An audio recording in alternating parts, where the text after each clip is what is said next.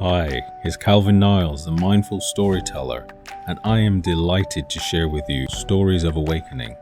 Each week, I'm going to be talking to people from around the world of various backgrounds and experiences. People I love, I know, and people I admire, but also those who are completely new to me. One thing all my guests will have in common is that they have been through a journey of awakening. By awakening, I mean a call to higher consciousness and deeper self-awareness beyond material reality.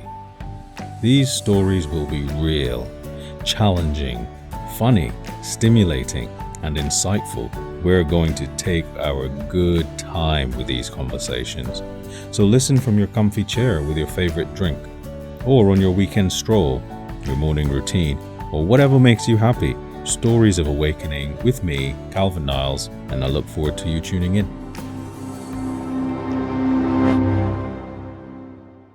Hello, everybody, and welcome to another episode of Stories of Awakening. I am so happy to have my friend Andrea Roy here, mindfulness practitioner, sound healer, an amazing human being. And I'm just pleased, Andrea, that we finally made this happen. How are you? Welcome to the show. Good, yes, I'm glad to be here. Thank you for having me. Well, I've been having these conversations now for, I think, since all of 2022, just inspired out of a desire to share some of the common stories people have around call to higher consciousness and their whole awakening journey, what brought them to where they are. So for you, I'm really curious to learn more because we have spoken about a number of different things in our time together. But one thing I don't know a huge amount of is your journey towards higher consciousness and your own awakening journey. So where did this all begin for you in your life? Um, I think I've always had sort of that connection spiritually, and always wanted to know more about, spiritual matters and stuff like that. But I would say it probably really started to get a bit deeper in when I started to sort of explore mindfulness and started to meditate.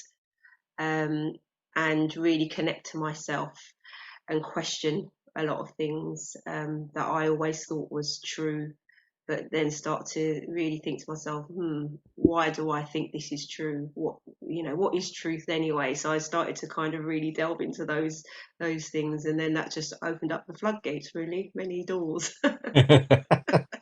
Yeah, yeah, I love that. So this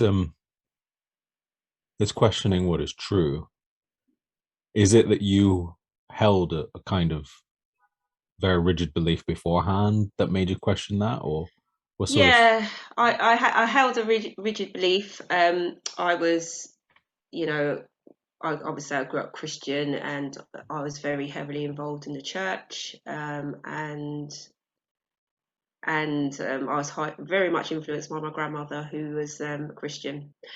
So I really held those beliefs quite strongly, more than most of my family actually, which is kind of unusual because it's not as if any of my family really go to church or anything like that in that sense. But I seem to really have that connection to the church and wanting to live that religious life. And I was sort of in a choir, and I was a regular attendee, and in sort of ministry, other bits and bobs.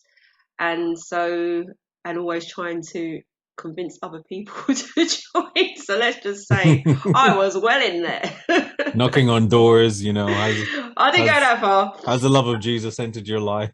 Yes, let him in. Mhm. Yeah. Yeah, so yeah, I was, but then it came to a point where I started to think to myself, there were so many rules and regulations, and if I'm really honest, I think I hit a block, where I would be sitting in church and I would it's terrible to say this really, I'd be falling asleep. Like I'd get to the point where I feel like I've heard this all before, and it wasn't really challenging me to change or to feel like the need to be a better person. I just felt genuinely there's got to be more to this kind of spiritual life than this. And it wasn't as if the sermon was even boring, because my pastor at the time was very, very, very good, and he was very engaging. But and it was so it wasn't down to him. I knew it was down to me. It was down to my interests and what I wanted to know. I wanted more. I needed. I needed more. I felt like I just needed more connection, but I just wasn't sure how I was going to get it. Yeah. Was it something that's like crept up on you, or was something else going on for you to, you know, like I just think about like me, for example, when I start questioning something, there might have been a catalyst, or there's something else going on in my life in one area that made me question another part. Was this like a natural, okay, I'm used to this now. I've heard this all before. The past was great, but this is old news, or were there other things kind of happening to make you question, well, why am I here? Well, at the time, there wasn't really anything happening at that point. I would say what probably pushed me way over the other end of the spectrum was when I during sort of a divorce. So I was going through a divorce, and then I sort of decided to make some major changes in my life. I moved out of the area that I was living in, and sort of away from my friends as well, and just people generally, and decided that I was going on a bit of a journey to um, to find myself, find out who I am based on my terms. And when I first got to the area where I'm living now, my first instinct was find another church. So I hadn't crossed over quite yet. Find another church and start again with that. And then I did visit a few churches, and I just thought to myself, no, I don't feel like I want to go down this path again. I don't feel like I want to, this isn't working for me. Um, so I thought to myself, there's got to be something more. There's got to be, I just kept thinking there's got to be something more than this. And, I just meditated more on it, started to do a master's in mindfulness. So that really meant that I was really going into that deep meditation. And then I thought, well, what about my ancestors? What about, people, what was there before Christianity? What were people that looked like me doing? What was what practices did we follow? And I know a lot of the practices, in terms of African traditions, have been sort of demonized in some way. But I thought to myself, well, I don't know if I believe all that stuff of, let me look at that. Let me go and do a bit of my own research. Let me really dig into this and find out what works for me personally. And that was when I suppose I kind of diverted away from the whole Christianity thing and started to look at other religions, other spiritual practices, and things like that. So Hmm. yeah, I think that's probably where I started to go a bit of a different direction. Yeah, yeah. So you moved into this new physical space because you moved, you said, to where you're living now. Yeah, yeah. Would you say that actually moving physically has had a role to play um, into questioning that sort of reason for being? I'm just wondering, I'm just thinking about like one of the things that a lot of people talk about in this series um, is if it's not moving around the world looking for something, but they're already seeking by that time. Yeah. Whereas you moved first, and then you started questioning even further. Do you think the physical location has a relation to that? Did that help in some way to maybe accelerate? Yeah, I think it helped in the sense that I wasn't, my friends weren't around the corner anymore. People weren't easily accessible. I think I made a decision to go the journey alone. Really, I think that's what it is. That separation was for me to go this journey alone, to really digging into how has my life experiences impacted me and where I am today, and how does that connect to my spiritual life? Because I've always found, there is a link between it all. So how does this all connect? Mhm. So for me, I knew this was a journey that I was going to have to go alone. Obviously, I've got my children, but in terms of me really connecting to myself, I needed to have that time. I needed the space, and it was a challenge because people didn't quite understand it. But I knew that if I didn't go on this journey, I would probably be repeating much of the same, and I didn't really want to do that anymore. So I knew that I needed to really almost face myself, like facing the mirror. I need to face myself. I Yeah. need to look at, why do I view myself the way I do? Why am I in this position I am in today? And how does this all fit into big scheme of things of a life?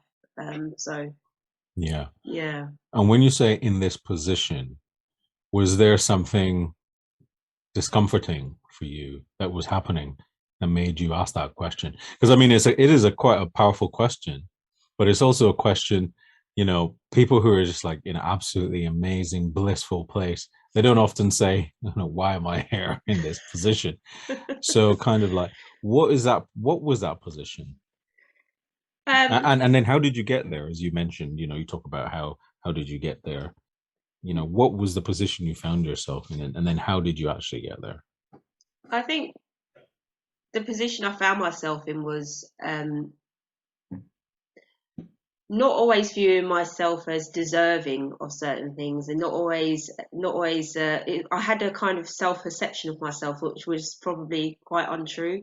I don't feel like I um, showed myself the love that I deserved, and therefore I think that's what um, led me into a lot of the positions I've ever been in, because I don't feel like I really valued myself enough, or took the time to really care for myself enough. I always wanted to kind of be there for everybody else, please everybody else all the time, and sometimes at the detriment of my own needs.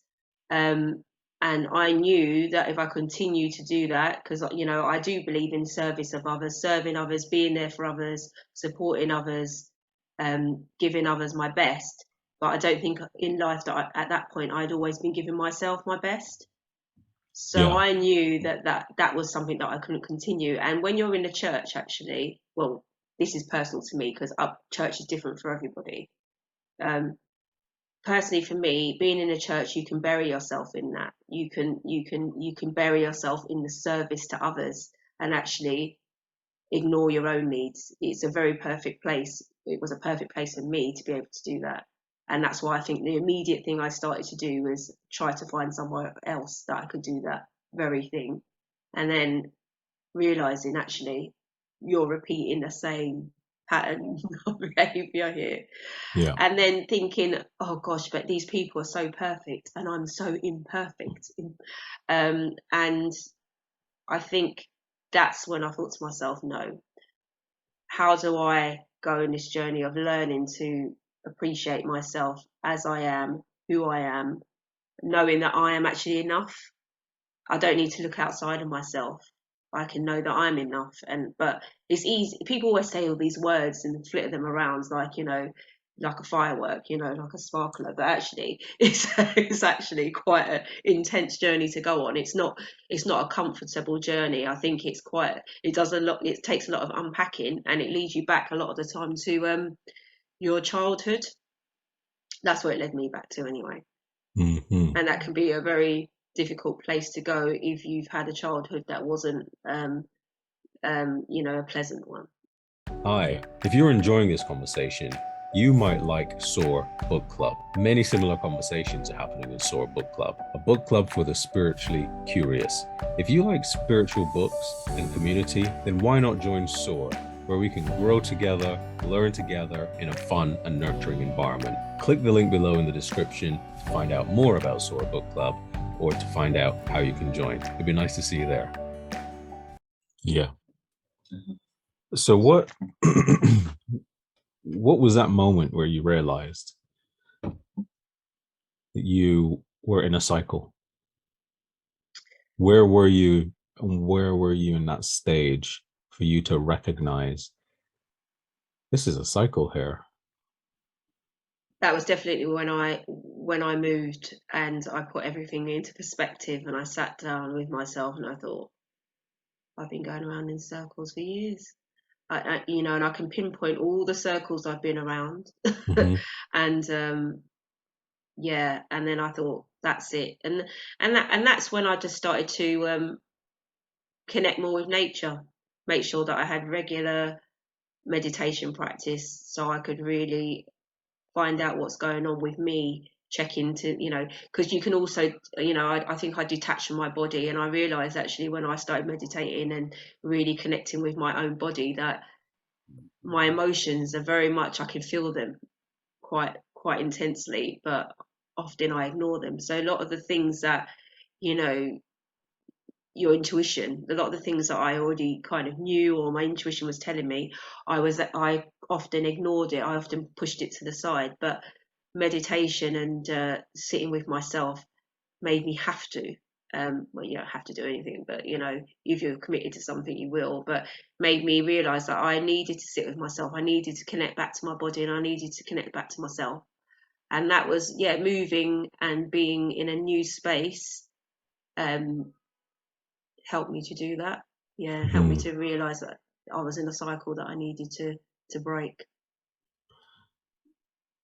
So when you moved and found yourself in this new space, was it spontaneous or because you talked about reflecting and you're saying that this period you're just like you reflected in and you saw these cycles happening Mm. in your reflection, but something would have caused you to reflect, or was it maybe something didn't cause you to reflect? Was it a spontaneous reflection because you happened to have space and happened to be in an environment, or did something actively happen again to help you say there's something wrong here? Is this a cycle? And what was that cycle that you identified? I think it was a cycle of just my relationships with people in general. Obviously, with the marriage and stuff like that, there was that relationship, but there was even patterns within that I recognize, and even in some of my friendships. So it's and the pattern is really just really not view. I was not viewing myself as good enough. I always kind of used to see the other person or other people as better than me in some way, or sometimes I would have this tendency to put certain people up on a pedestal, rather than look at myself and actually say, actually, you're good enough, you've got a lot to give, you do give a lot, and you are worthy of whatever it is that you desire. I wasn't really seeing myself in that way, and I noticed from when I sat down after this situation, realizing that this is one that I just do not want to repeat again, I thought to myself, well, if I don't want to repeat it again, I'm going to have to figure out how I keep ending up in these cycles. So that was it, really. It was realize. I think it's making a decision. It was making a decision that actually, from here on out, I am going to see myself as good enough. I am gonna love myself, and I am gonna put myself first, because I can't help anybody else. I can't support anybody else if I don't support myself, and I'm not going to be happy if I keep repressing my own emotions or my own feelings about things. I'm never going to be happy. And do I actually want to go through my life um, in that way, just pleasing everybody else when I'm not really happy within myself or feeling fulfilled? So and even with religion and stuff like that, again, it was that idea of looking at everyone else, thinking, look at their perfect lives, and look at all these mistakes I've made, and gosh, and just again, that whole thing of just viewing instead of saying to myself, oh, look at the mistakes I've made in life, or not even mistakes, look at the experiences I've had in my life and what they have taught me, and how they've helped me to develop as a person, and how they've made me develop this resilience that I have. Instead of looking at it like that, I was looking at it like, oh my gosh, everyone in their perfect life, and I'm just so not worthy of this space. So that's where I was at, and I thought to myself, no, actually, this is not something that I need to be going around again doing. So I'm going to stop it right now. And I'm not going to say it was easy to do, but it's definitely been a life changer. Yeah. Definitely. So I'm kind of imagining a version of you, sort of like floating into this whole new world and going, all right, so I'm in this new environment, that's it. I'm finished with this. I am good enough. I am. And then, like, magic wand, boom, Oh no, I sorted, didn't. sorted. No, I didn't quite go like that. Yeah, No, yeah. I started reading a lot of books actually on Mm, different spiritualities, and then um, I'd listened to a podcast on sort of African spiritual traditions, and I was listening to that and connecting with ancestors, and so I started to do those sorts of things, lighting a candle, connecting with my ancestors, seeking advice from people who do that kind of work and how to connect with my ancestors. I did a session with someone on that, um, and that was really interesting, having sort of readings to get direction on where it is I need to go and why I may have experienced some of the things that I've experienced. And then I started to attend this really good Sunday session about chakras and learning about that. So I was doing lots of research, lots of reading on all different spiritual stuff about energy and energy healing, chakras and ancestors, and different forms of meditation, mm, um, hours and hours on end. So all the time that I would spend, maybe that's why, as I say, I went into a bit of a recluse, like just reading up, watching podcasts, and talking to people who actually I never would have spoken to before, because I probably would have been told, "Oh my God, why are you speaking to those people?" And actually, I didn't really tell many people what I was doing. In fact, I don't really think I've told that many people the stuff I've been doing.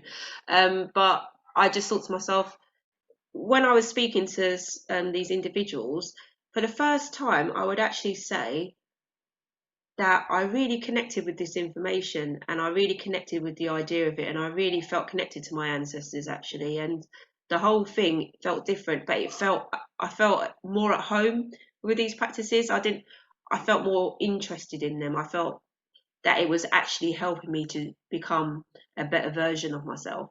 mm.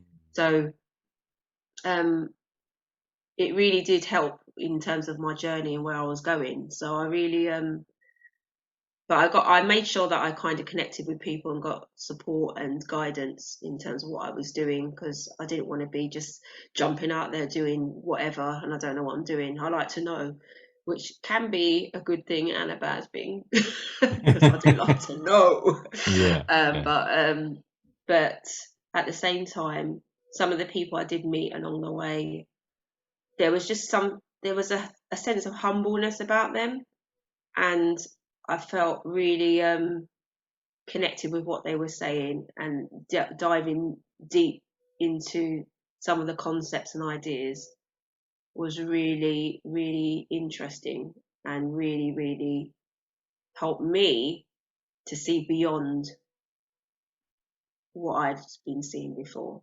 So that kind of spiritual world, it opened up the whole of this spiritual world for me that I knew was there. I think I knew, but I just never had connected to it before in that way. Yeah. Yeah.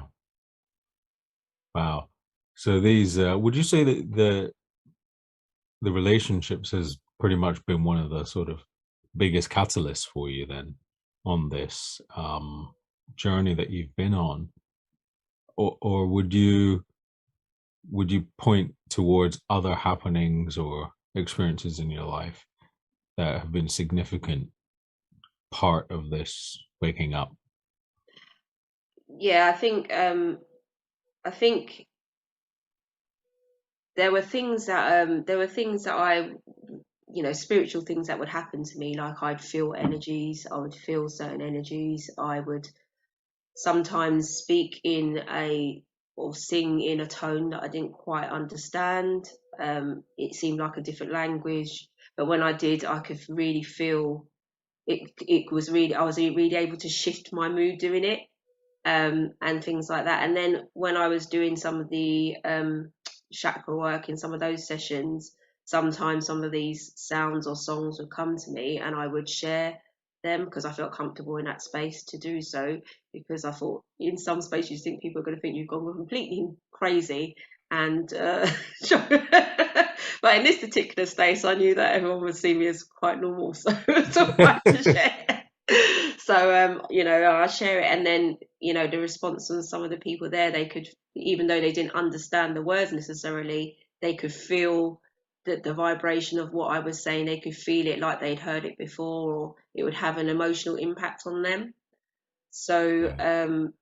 just that experience. But yeah, so those sort of songs and those experiences, that feeling, that energy, going out into nature, connecting with nature, connecting with my plants, really feeling the energy from the plants so intense sometimes that it was a bit strange for me. But I think it's because I wasn't used to kind of connecting in terms of energies in that way. Yeah. So I was a bit like, what the hell is this? Like, I had to ring up someone that, I knew would not think I was completely going mad and say, this is what happened with my plant. What's going on? Yeah. I Um, was uh, smoking it and then it started screaming at me. I didn't smoke the plant, I promise I didn't smoke it. They were like, you kind of need to breathe through it, Andrea. You kind of need to, and explain to me some of the ideas and concept behind it. And that, and I do have a deep connection with nature beyond what I knew.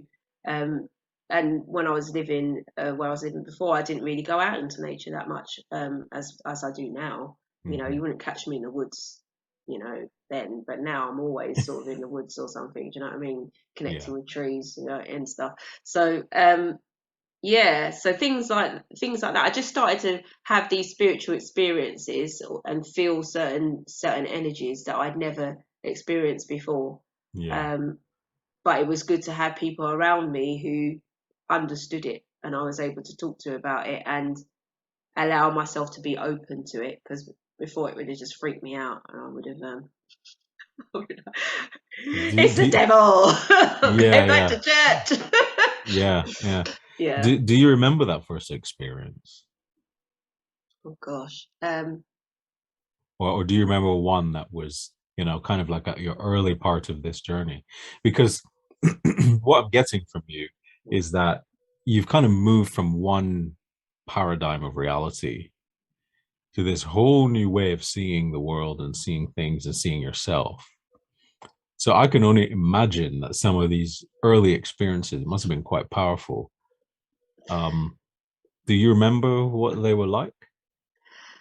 Um, yeah, I mean, with the experiences with sort of the plant and with nature, it was almost like I could feel the whole of this sort of energy flow through my body, and I could feel it so intense that actually I felt rather tired afterwards. And it was quite intense, and it was to be honest, it can be quite scary first time. You're thinking you've not experienced this before. What on earth is this? So you don't really know what to do with yourself. You're like, what? You literally can feel something that you've never felt before.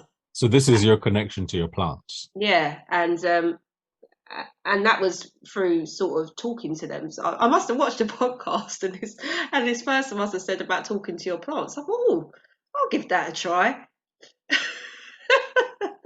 So one day I thought, oh, it might be a bit odd, but I'll give talking to plants a try. People do, don't they? They say talk to your plants sometimes when you're watering them. It could help them to grow. So I thought, yeah, that sounds like a good thing. Help me to connect a bit more. So when I did that, it was almost like I could feel the energy coming from the plant. But I would also spoke to the plant in sometimes I say this language just comes to me, and I would start speaking, and this language would come. So I started to speak to or speak in this language, and Hmm. that's when I felt the energy even more intense. So yeah, So, it's quite an so you intense started to experience. experiment first of all, kind of like just Yeah, open, I just experimented a bit, yeah, as you open do. curiosity. Yeah, Yeah, I do get a bit curious. Let's give this a try. I've heard yeah. this, so let's give this a try and see where it takes me. And And and what were you feeling in that moment? Or was it? I mean, when did the plant speak back to you, or did it? How did you know you were communicating with this plant? it's almost like, Or what? I'm not. yeah, I know I'm it's not the trying to sound. say little. I'm not trying to say this is Little Shop of Horrors or anything. It is. We're in the little shop of horrors right now. But I'm just curious because I can really just only imagine that moving into this space can be quite a profound experience. I mean, I remember once when I did a meditation, I was going through a very, very, very difficult time. Hmm, And I was in my own flat by myself, and I was just doing this meditation. And I was experimenting actually with different meditations. So this is, again, kind of common theme is the experimentation. I was completely lost. And I was doing this meditation where it was a self-guided visualization actually. yeah, And, kind of go down into the earth. And then, I go into this really take this journey into this really safe space. And these animals started coming out when I was there in this meditation vision. I was in completely unusual space for me. It's not somewhere, I don't go into the center of the earth and commune with animals. It's just not something I was familiar with. yeah, But I can remember that each animal coming out one by one. And I remember actually crying in the meditation, but not knowing that I was crying until the end of it. And when I came out, I actually had all these tears streaming down my face. And I was like, wow, I was crying. I didn't even know. And that was such a powerful experience. I wrote the whole thing down in my journal. And in fact, I don't actually think I've even mentioned this publicly anywhere before. mm, Um, but that was so powerful. I will never forget it. yeah, And if I see anything remotely similar, I can identify it a mile away. So I am just trying to sort of sense into how you might have felt or known that you were in this commune with this plant or the various plants, and how that might have hit you, whether you just had a powerful physical experience or a powerful emotional experience, or how did you know that you just weren't dreaming, or you know what I mean? yeah. I think. Well, I was fully conscious, and but well, almost. I thought I was going to pass out at one point because, as you say, your body's not used to communicating in this way. So plants probably, you probably communicate in a different way. But I could feel almost like the essence of the plant, almost like there was like a different taste in my throat, like almost like a vegetable taste. And it was kind of in my throat, going all down my body. I could almost taste it. And also I notice when I'm connecting in terms of energetically with anything, my heartbeat increases. Just that's just what happens. And so I could feel all that.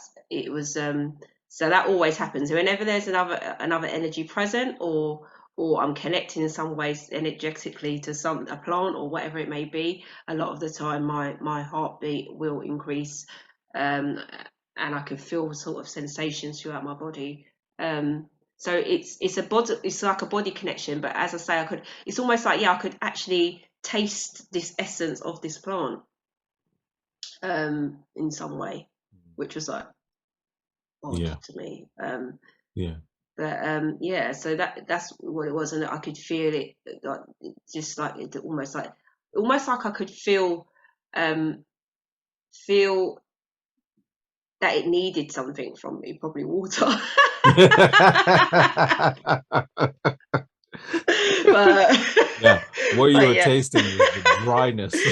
I'm dry, Andrea. Please just water me. This is what I'm communicating to you here.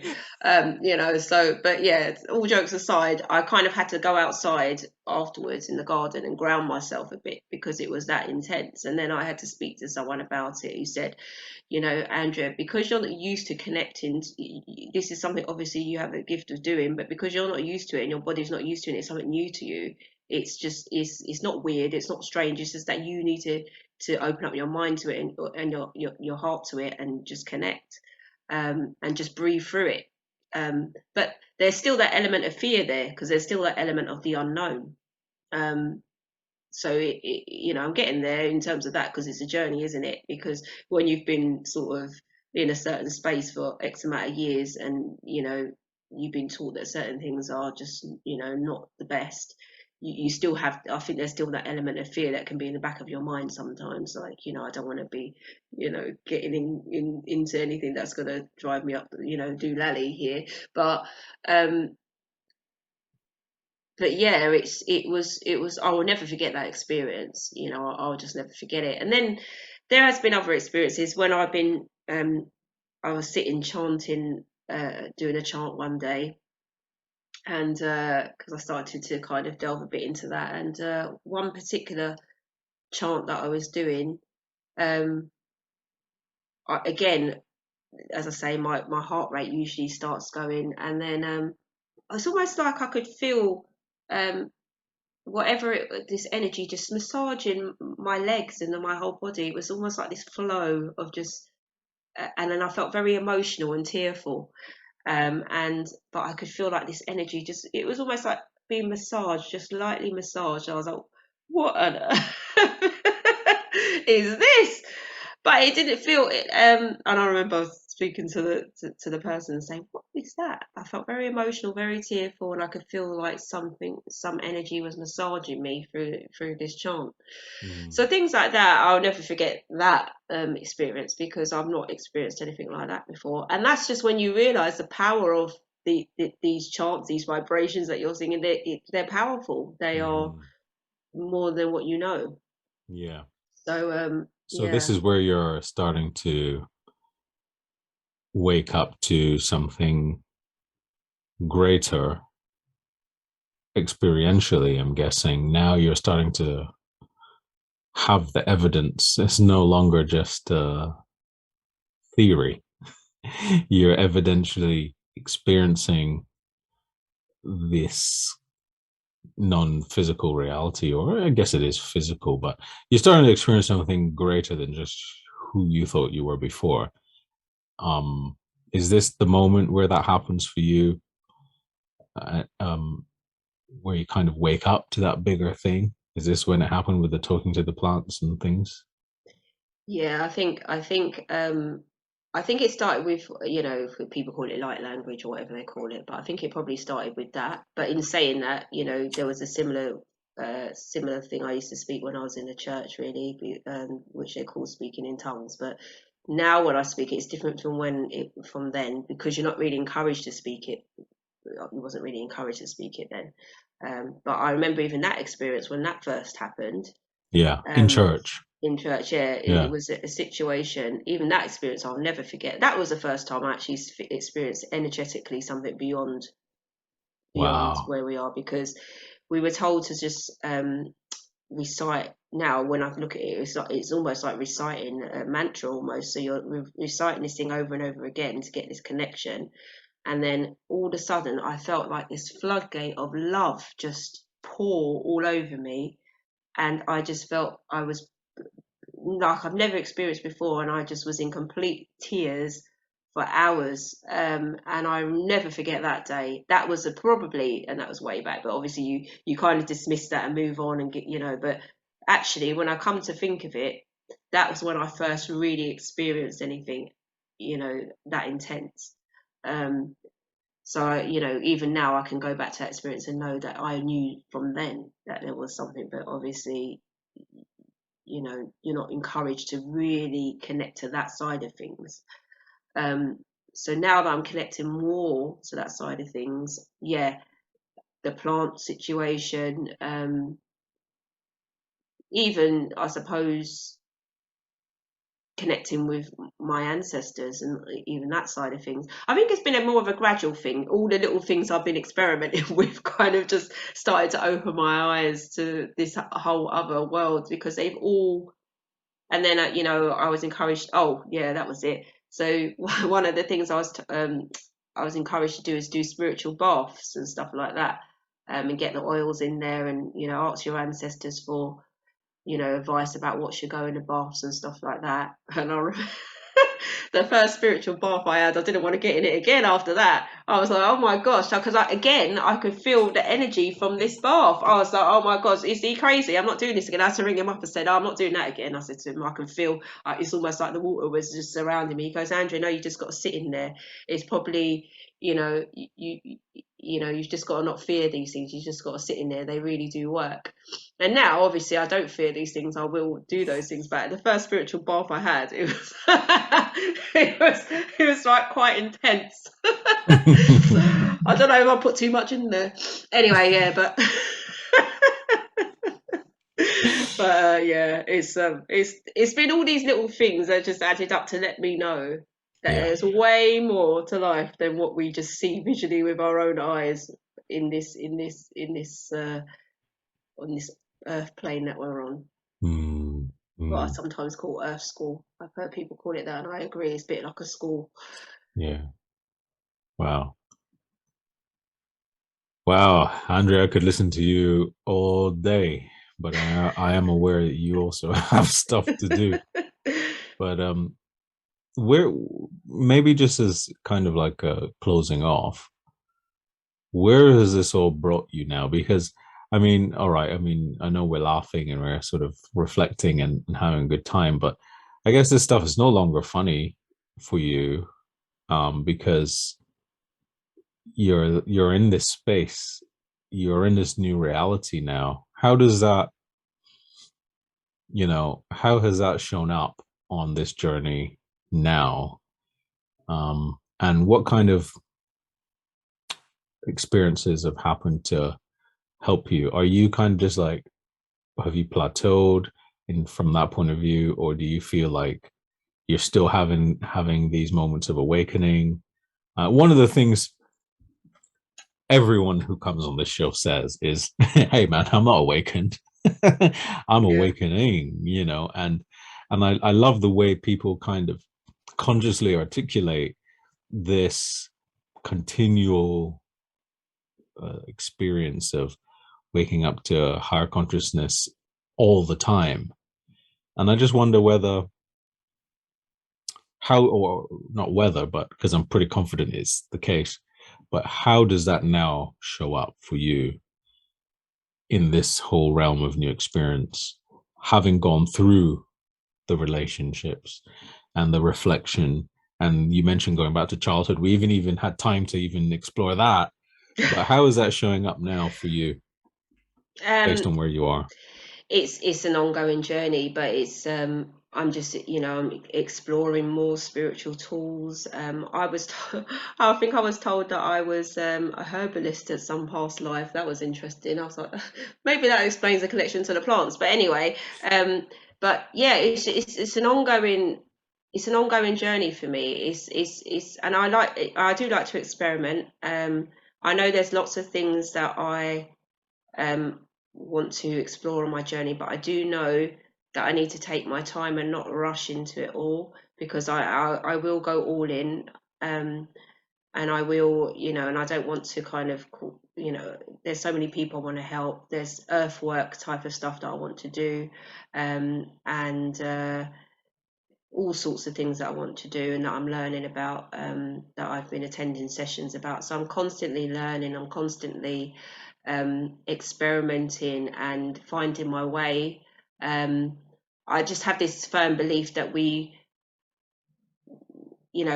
I chose to come here to Earth for a reason.